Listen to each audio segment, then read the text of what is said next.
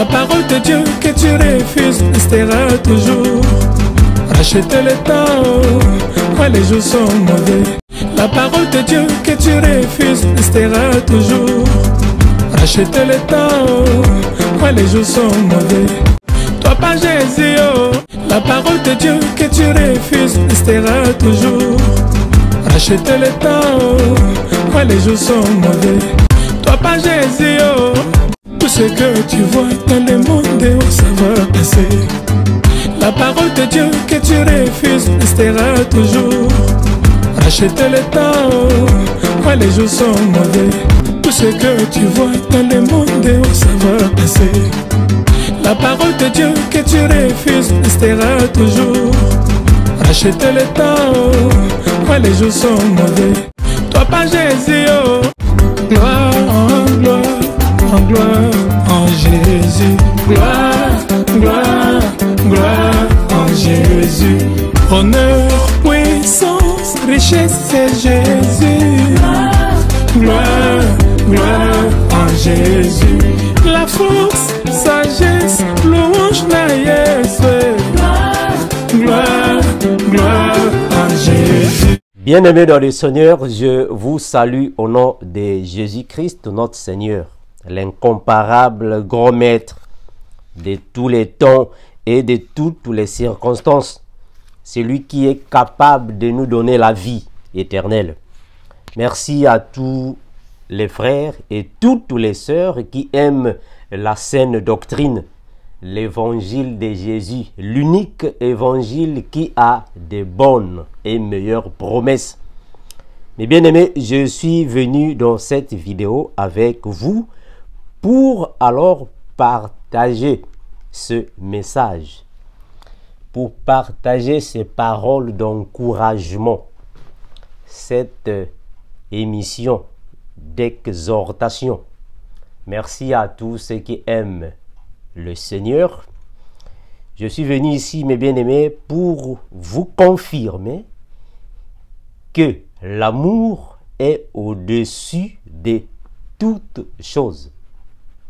L'amour est au-dessus de tous les enseignements. L'amour est au-dessus de toutes les prédications. L'amour est au-dessus de toutes les dénonciations. L'amour est au-dessus de toutes les prophéties. L'amour est le point fort d'un enfant de Dieu. Sans l'amour, personne ne peut voir le Seigneur. Celui qui n'a pas d'amour n'est pas disciple de Jésus. Nous allons prier, mes frères, nous allons partager quelques 2 ou 3 versets bibliques. Père éternel, nous te remercions infiniment. Toi qui bénis, garde, protège tes enfants, car tu es l'unique. Seigneur Jésus, merci infiniment. Touche le cœur de mes frères et mes sœurs, afin qu'ils comprennent ta parole avec certitude. Bénis, garde, protège, Père, ton puissant nom, nous allons se prier, et nous disons Amen.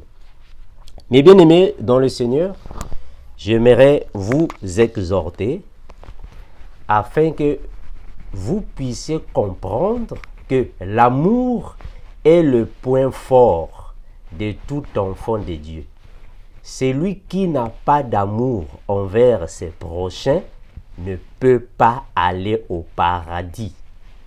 Celui qui n'a pas d'amour envers ses prochains ne peut pas être agréable devant le Seigneur. Nous pouvons connaître la parole de Dieu de Genèse à Apocalypse.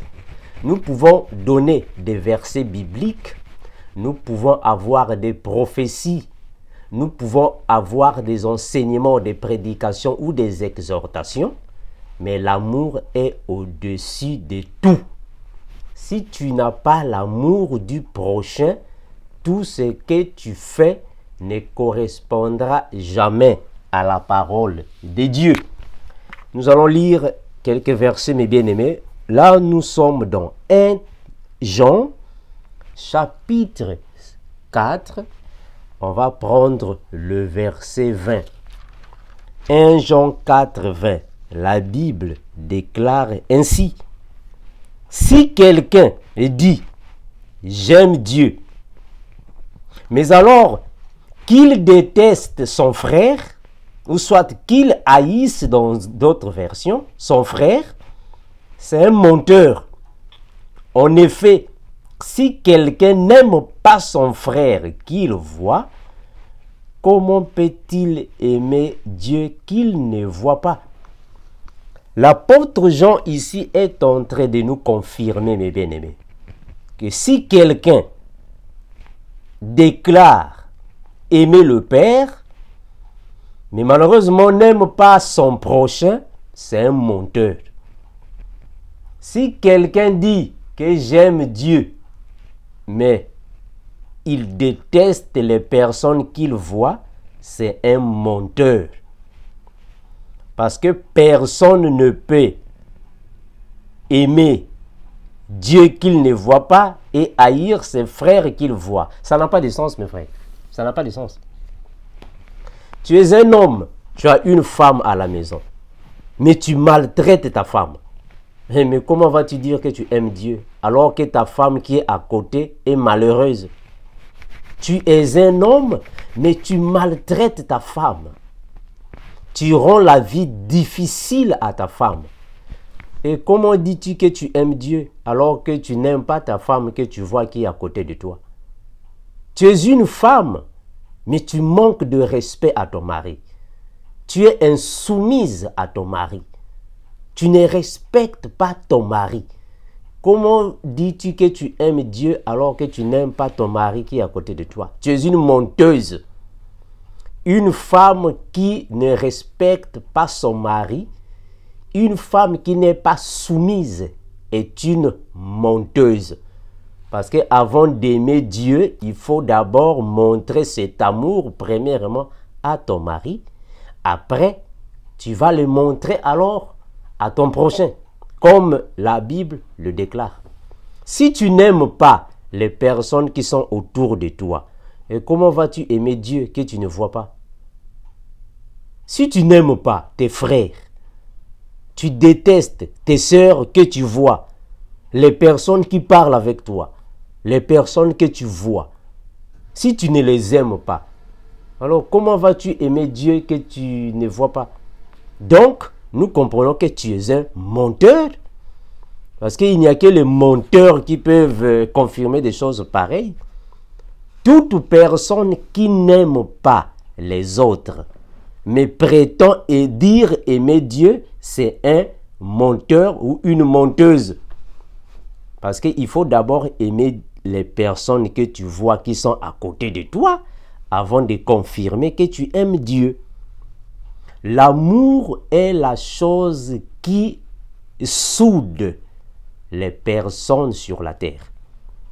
Si quelqu'un n'a pas d'amour, il n'est pas chrétien. Parce que nous les chrétiens, le point fort pour nous chrétiens, c'est l'amour. Ce ne sont pas les enseignements.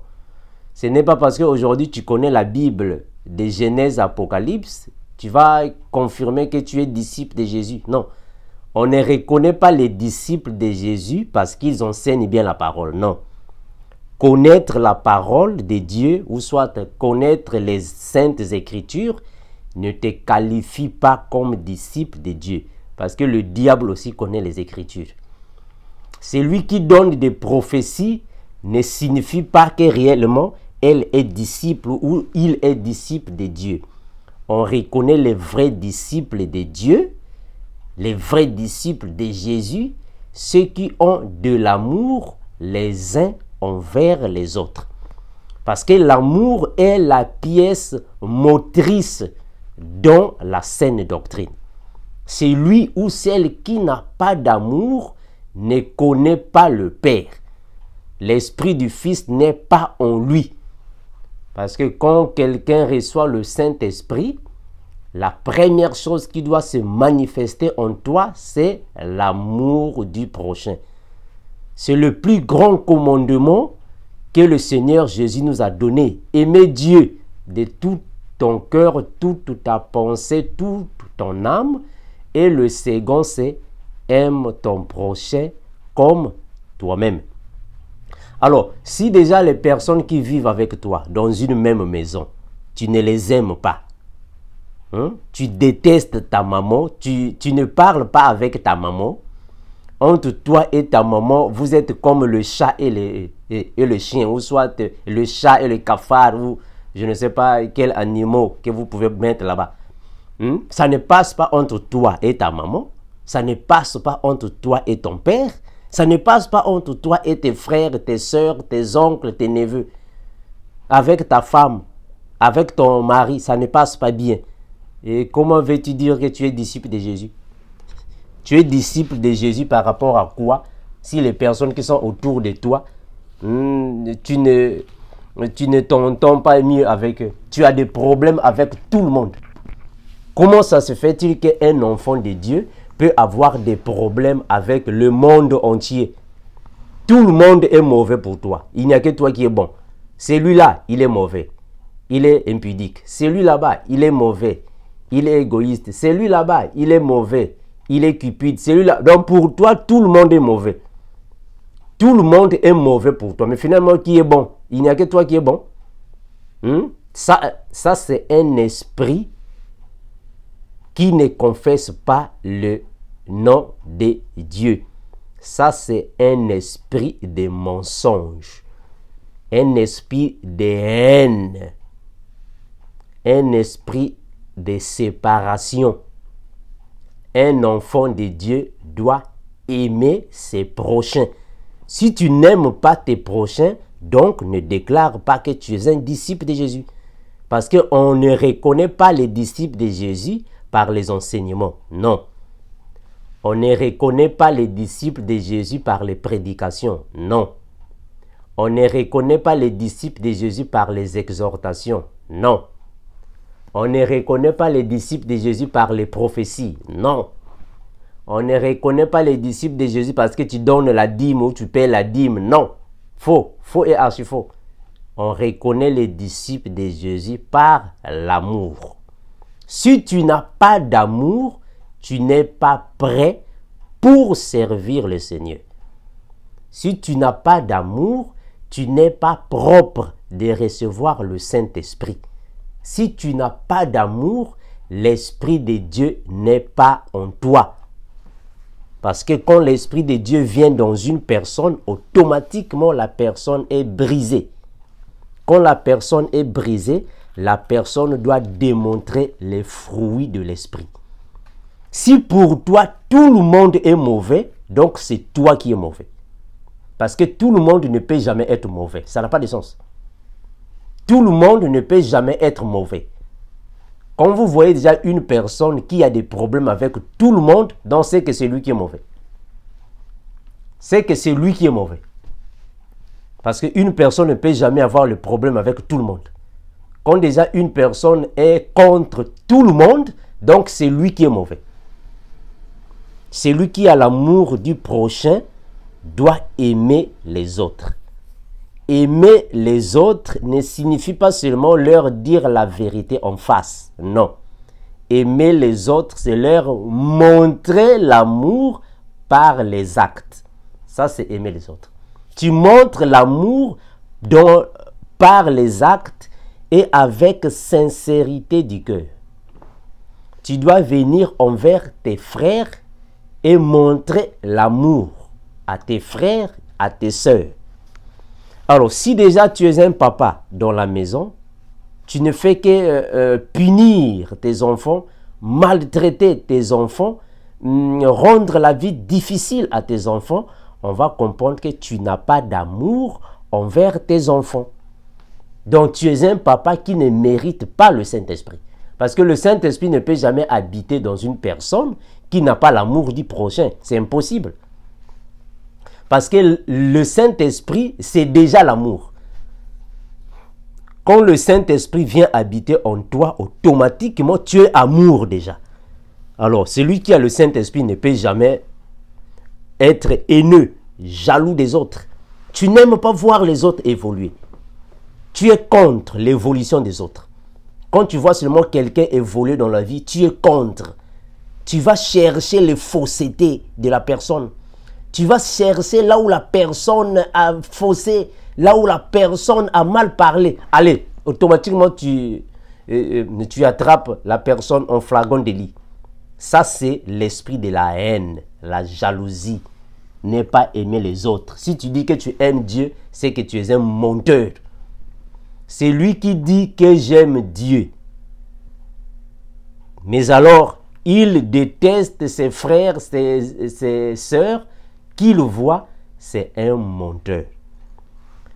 Nous avons le commandement que le Seigneur nous a donné. Nous sommes dans Jean chapitre 13, le verset 34 à 35. Jean 13, 34, 35, la Bible déclare ainsi. « Je vous donne un commandement nouveau. Aimez-vous les uns les autres, comme je vous ai aimé. Vous aussi, aimez-vous les uns les autres. » Voilà. Nous devons nous aimer les uns les autres comme le Seigneur nous a aimés. L'amour du Seigneur Jésus-Christ était un amour sincère, un amour authentique.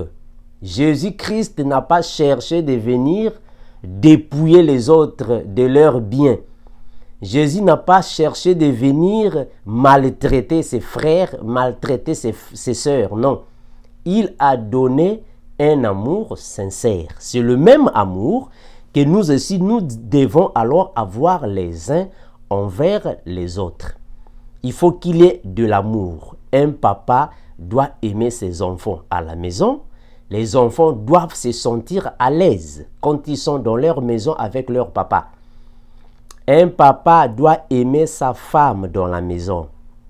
La maman doit être heureuse. Si ta femme n'est pas heureuse, donc tu n'as pas l'amour du prochain. Parce que celui qui a l'amour du prochain doit mettre sa femme à l'aise. Et vice-versa. Une femme également doit être soumise à son mari.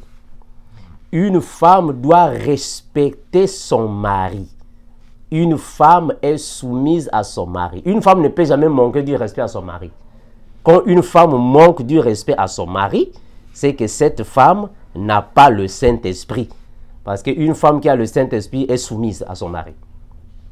Non seulement une femme est déjà de nature douce. La femme doit être douce. La femme ne peut pas être autoritaire.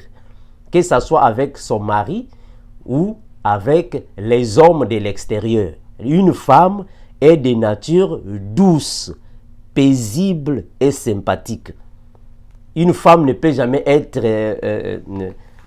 autoritaire. Non, la femme n'est pas autoritaire. Donc, si tu n'as pas ces fruits, tu n'as pas le Saint-Esprit. Si tu n'as pas ça, tu n'as pas le Saint-Esprit. Aimez-vous les uns les autres, comme je vous ai aimé. C'est à cela que tous reconnaîtront que vous êtes mes disciples. Si vous avez de l'amour les uns envers les autres. Le Seigneur n'a pas dit si vous avez des enseignements les uns envers les autres. Non, non, c'est pas ça. Le Seigneur n'a pas dit si vous avez des prophéties les uns envers les autres. Non, non, c'est pas ça. Il n'a pas dit si vous avez des prédications les uns envers les autres. Non, non. Si vous avez de l'argent. Non, non, non. Il dit si vous avez de l'amour les uns envers les autres. C'est alors que les gens connaîtront que nous sommes les disciples de Jésus. Donc, un disciple de Jésus est caractérisé par l'amour. C'est comme un arbre qui doit produire des fruits. Si un arbre ne produit pas de fruits, c'est que c'est un arbre qui est maudit. C'est un figuier maudit parce qu'il n'a pas de fruits. Un enfant de Dieu doit avoir de l'amour du prochain. Pour nous les chrétiens, nous qui connaissons la parole de Dieu, nous qui avons reçu le Saint-Esprit, nous qui avons les commandements de Jésus-Christ, pour nous, les races n'existent pas. Ce n'est pas parce que moi je suis un noir, je dois être contre les blancs. Non. Et les blancs, et les noirs, et les rouges, et les jaunes nous sommes tous enfants d'un même papa, d'une même maman. Nous sommes tous des frères et des sœurs. L'amour du prochain ne calcule pas les personnes. Ce n'est pas parce que moi, je viens de l'Angola, je ne peux qu'aimer les Angolais. Non, c'est pas ça. Ce n'est pas seulement moi, je viens d'Afrique, je ne peux qu'aimer les Africains. Non, c'est pas ça. Ce n'est pas seulement je suis chrétien, je ne peux qu'aimer les chrétiens. Non, non, non, non, c'est pas ça. L'amour du prochain signifie aime les prochains, tes frères et tes sœurs comme toi-même. On n'a pas dit aime les noirs comme toi-même, non. Jésus n'a pas dit aimez-vous les blancs les uns les autres. Non, non, non, non, c'est pas ça. Jésus n'a pas dit aimez-vous les noirs les uns les autres. Non, non, non, non. Jésus-Christ n'a pas dit aimez-vous les pauvres les uns les autres. Non, non, non, c'est pas ça. Il n'a pas dit aimez-vous les riches les... Non, non, c'est pas ça. Il a dit aimez-vous les uns les autres. C'est à partir de là que les gens reconnaîtront que vous êtes réellement mes disciples. Donc, les disciples de Jésus n'ont pas de parti pris. Il n'y a pas de favoritisme. Il n'y en a pas. Pas de favoritisme. Ce n'est pas parce que je suis un pauvre homme, je dois seulement aimer les pauvres comme moi. Non, non, c'est pas ça. C'est faux. Ce n'est pas seulement je suis né dans une famille de pauvres, donc je ne peux qu'aimer les pauvres comme moi. Je suis orphelin de père et de mère, voilà. Je ne peux qu'aimer aussi les orphelins comme moi. Non, non, non, c'est pas ça. Ce n'est pas parce que je suis dans le GIEC que je ne peux qu'aimer les frères et les sœurs du GIEC. Non, non, c'est pas ça. L'amour n'a pas de couleur. L'amour n'a pas de race. L'amour n'a pas d'origine sur terre. L'amour vient de Dieu. Et Dieu a donné l'amour à tous ses enfants. Voilà pourquoi il est écrit dans la Bible, dans Jean chapitre 3, le verset 16. Car Dieu a tant aimé le monde. Il a donné son Fils afin que quiconque croit en lui ne périsse point, mais qu'il ait la vie éternelle. La Bible est claire. La Bible n'a pas dit que car Dieu a tant aimé l'Afrique. Non, non, c'est pas ça. La Bible n'a pas dit car Dieu a tant aimé l'Afrique. Non, non, c'est faux. La Bible n'a pas dit car Dieu a tant aimé les États-Unis. Non, non, non. Car Dieu a tant aimé la Chine. Non, non, non. Il dit car Dieu a tant aimé le monde. Le monde là, on fait allusion à toutes les nations de la terre, sans exception. Toutes les nations. Donc, car Dieu a tant aimé toutes les personnes existant sur la terre. Il a donné son Fils afin que quiconque, voilà. On n'a pas dit il a donné son Fils afin que les Noirs, non, non, pas les Noirs. Il a donné son Fils afin que les Blancs, non, non, non, pas les Blancs. Il a donné son Fils afin que les pauvres, non, pas les pauvres. Il a donné son Fils afin que les riches, non, non, non. Il a donné son Fils afin que les mariés, non, non. Il dit, il a donné son Fils afin que quiconque croit, voilà, quiconque croit, ne périsse point, mais qu'il ait la vie éternelle. Donc Dieu nous a montré son amour par Jésus, son Fils, afin que nous aussi, nous puissions nous aimer les uns et les autres. Voilà pourquoi il a confirmé dans Matthieu chapitre 22, le verset 34. Que dit la parole là-bas? Matthieu 22, 34 et 40, la Bible déclare ainsi. Les pharisiens apprirent qu'il avait réduit en silence les Sadducéens. Ils se rassemblèrent et l'un d'eux, docteur de la loi, lui posa cette question pour le mettre à l'épreuve. Maître, quel est le plus grand commandement de la loi? Jésus lui répondit, tu aimeras le Seigneur ton Dieu de tout ton cœur, de toute ton âme, de toute ta pensée. C'est le premier est le plus grand commandement. Et voici le second qui lui est semblable. Tu aimeras ton prochain comme toi-même. Ah voilà, de ces deux commandements dépendent toute la loi et les prophètes. Le Seigneur est clair. Il est clair. Il dit, le premier et le plus grand commandement, c'est aimer le Seigneur de tout ton cœur, toute ton âme, toute ta pensée. C'est le premier et le plus grand commandement de la Bible. Et voici le second qui lui est semblable. Aime, tu aimeras ton prochain comme toi-même. Donc ça, ce sont les commandements que le Seigneur nous a donnés. Hein, mes bien-aimés, c'est très important. Un homme doit aimer ses prochains. Un homme doit aimer sa femme. Tu as une femme à la maison, il faut aimer ta femme. Parce que ta bénédiction aussi peut dépendre de ta femme. Ton succès dans la vie peut dépendre de ta femme. Ton progrès dans la vie peut dépendre de ta femme. Voilà pourquoi la Bible confirme. Celui qui trouve une femme trouve le bonheur. Parce que c'est important. Un homme ne peut pas maltraiter sa femme à la maison. Non. La femme que Dieu t'a donnée, tu dois bien la traiter. Elle doit être heureuse. Quand une femme est heureuse, c'est la joie dans la famille. Un homme doit traiter sa femme comme il le faut. Un homme doit bercer sa femme. Parce que c'est un bijou que Dieu t'a donné. Voilà pourquoi Dieu a dit à Adam, qui n'est pas bon. Dieu a dit dans la Bible, qui n'est pas bon que l'homme soit seul, je lui donnerai, je lui ferai une aide semblable. C'est pour que l'homme soit heureux.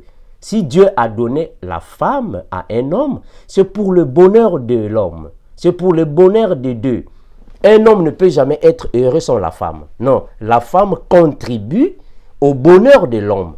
À moins que vous ayez alors le don pour régner à cette vocation. Cela va dépendre des personnes. Il y a de ceux qui ont fait le vœu de célibat. Mais le vœu de célibat n'est pas donné à tout le monde. Donc, un homme doit bien traiter sa femme. Un homme doit rendre sa femme heureuse à la maison. Un chrétien ne peut pas taper sa femme.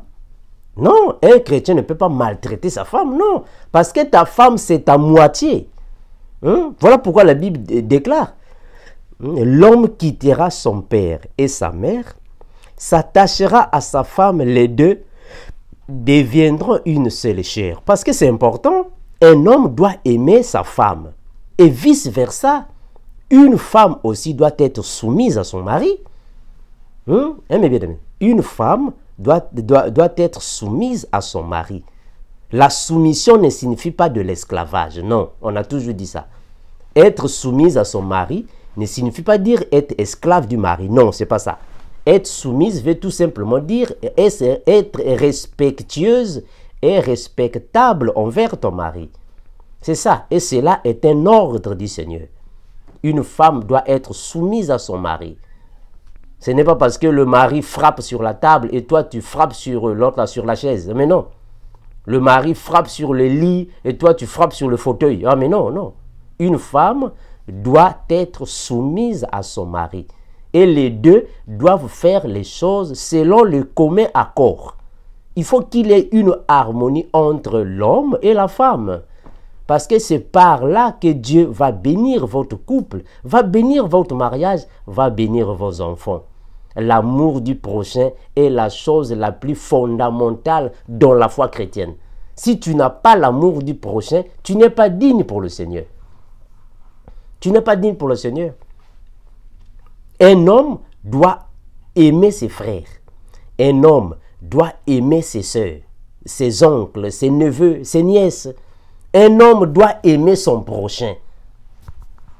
Si tu n'aimes pas ton prochain, mais tu fais semblant d'aimer le Seigneur, c'est que tu es un menteur.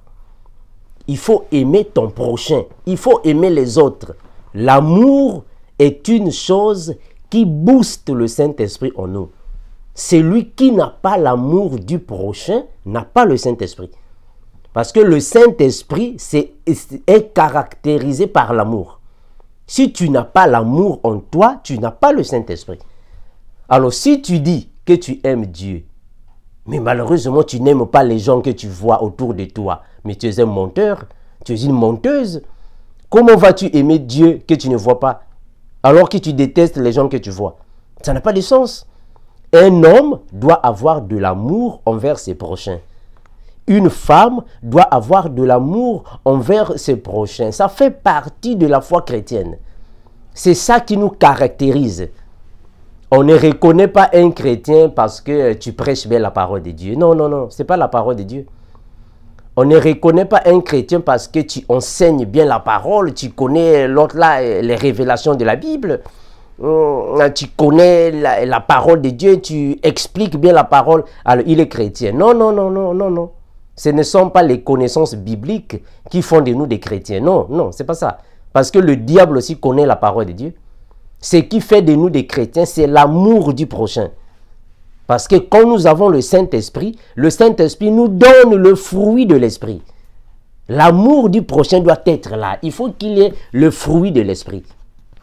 Si tu n'as pas le fruit de l'Esprit, ça sera un problème grave, sérieux. C'est l'amour du prochain qui nous qualifie. Si tu n'as pas l'amour du prochain, tu n'as pas le Saint-Esprit. Voilà pourquoi la Bible déclare dans Galates chapitre 5, le verset 22. Qu'est-ce qu'on dit là-bas? Galates chapitre 5, le verset 22.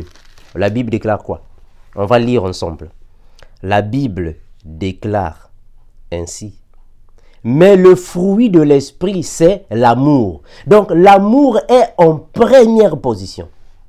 Est-ce que vous voyez ça, mes bien-aimés? L'amour est en première position. Ce n'est pas pour rien que l'amour est en première position. Ce n'est pas pour rien que l'amour est en première position. Hein, mes bien-aimés?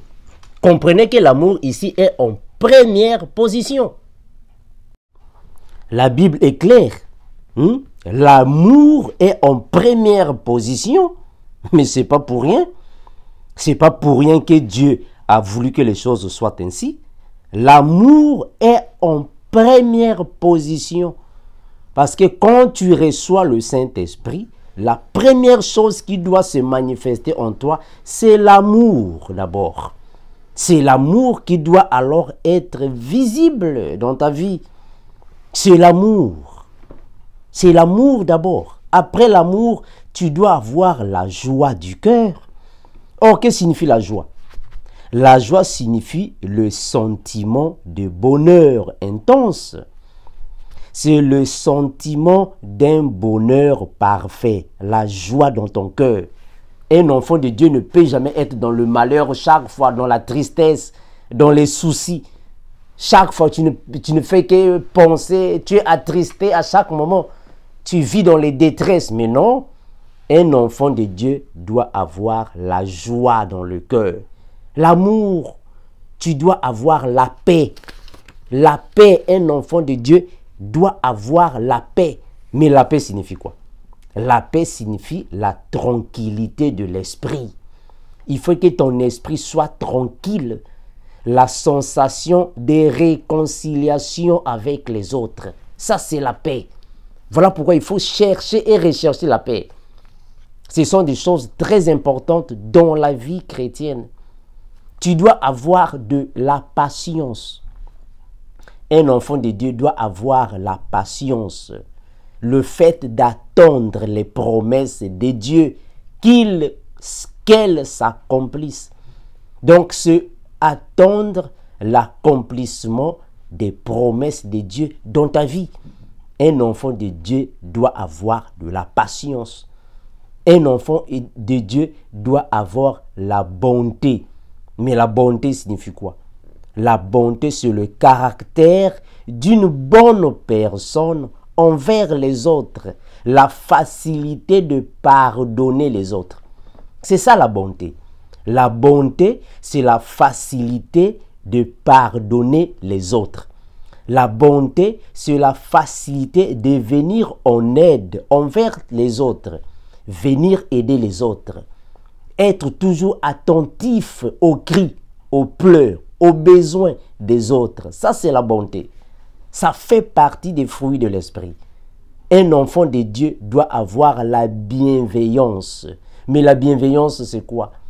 La bienveillance, c'est la disposition favorable envers les prochains. Donc, la bienveillance, c'est le fait de faire du bien à tes frères, à tes sœurs. Donc, c'est l'amour du prochain, la bienveillance. L'amour du prochain, la sympathie. Le fait de venir toujours envers tes frères, tes sœurs, pour leur porter la main, pour leur voir réussir dans la vie. Donc, c'est le fait de propulser les autres à la réussite.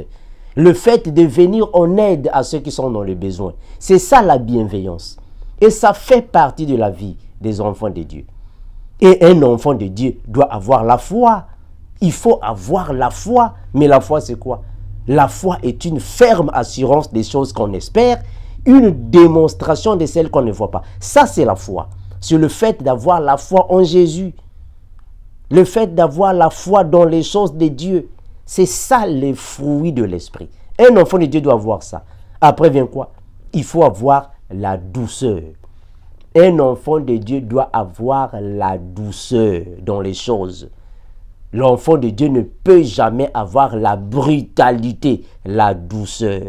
Ça fait partie des fruits de l'esprit.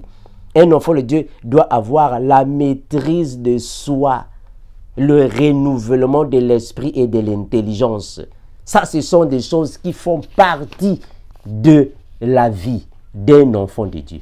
Si tu n'as pas ces choses ici, mon frère, ma soeur, tu n'as pas le Saint-Esprit. Si les choses que je viens de décortiquer ici, tu ne les as pas dans ta vie, tu n'as pas le Saint-Esprit. Tu dois vraiment chercher le Seigneur.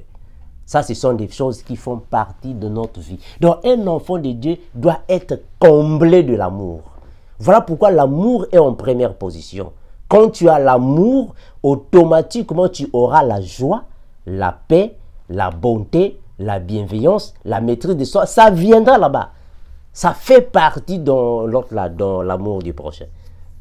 C'est ça un enfant de Dieu. À partir de là, tu auras alors la vie de sanctification, la vie de pureté, la vie de sainteté. Ça va suivre après. Toutes ces choses-là, ça fait partie du Saint-Esprit. Dès que tu as le Saint-Esprit, tu as toutes ces choses. Donc un enfant de Dieu doit avoir ces choses. Aimons-nous les uns les autres. Si tu n'aimes pas les personnes que tu vois, tu ne peux pas prétendre dire que tu aimes Dieu. Ça n'a pas de sens parce que personne ne voit Dieu. Personne ne voit Dieu. Comment vas-tu aimer Dieu que tu ne vois pas alors que tu détestes les gens que tu vois? Que le Seigneur nous bénisse, mes frères. Merci à tous ceux qui ont accompagné cette exhortation. Que le Seigneur vous bénisse. Soyez fortifiés. Que la main de Dieu soit avec vous afin que vous puissiez grandir dans la foi. Car la Bible déclare, car en lui ont été créées toutes les choses qui sont dans les cieux et sur la terre, les visibles et les invisibles, les trônes, les divinités, les dominations, les autorités, tout a été créé par lui et pour lui. Gloire à Jésus. Que le Seigneur vous bénisse. Maranatha. Bye. La parole de Dieu que tu refuses restera toujours. Rachetez le temps, quand les jours sont mauvais. La parole de Dieu que tu refuses restera toujours. Rachetez le temps, quand les jours sont mauvais. Toi pas Jésus, oh. La parole de Dieu que tu refuses restera toujours. Rachetez le temps, quand les jours sont mauvais. Toi pas Jésus, oh. Tout ce que tu vois dans le monde, oh, ça va passer. La parole de Dieu que tu refuses restera toujours. Rachetez le temps, quand les jours sont mauvais. Tout ce que tu vois dans le monde, oh, ça va passer. La parole de Dieu que tu refuses restera toujours. Rachetez le temps, quand les jours sont mauvais. Toi pas Jésus, oh. Gloire en gloire, en gloire en Jésus. Gloire, gloire, gloire en Jésus. Honneur, puissance, richesse, c'est Jésus. Gloire, Jésus, la force, sagesse, louange naïe.